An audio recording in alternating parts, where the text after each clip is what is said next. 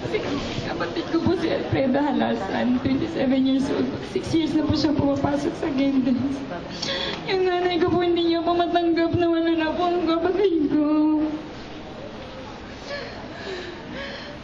Ang gusto na naman mapaaga yung pagkakakilala ng mga katawan kasi hindi talaga matanggap ng mama ko na wala na siyang hindi niya makita yung katawan ng kapatid ko.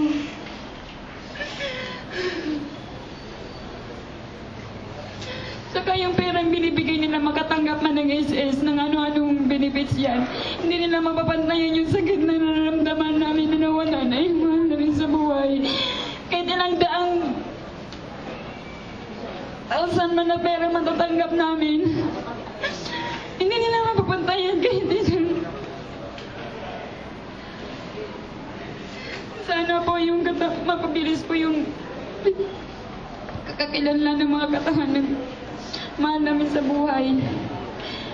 Kasi yung nanay ko nag-aalala kasi sa maraming lumalabas na baka aabutin ng 1 taon. Paano na lang yan? Alam mo naman natin na yung gobyerno natin ilang taon pa bago yung kaso malulutas.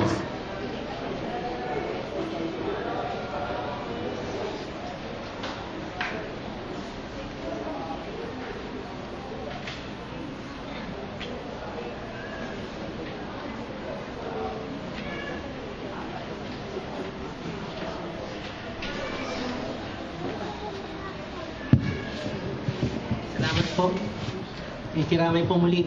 So, sila po ay galing sa Bohol at ang kanilang kagyat na kahilingan at yun naman ho ang kahilingan ng lahat ng pamilya, no?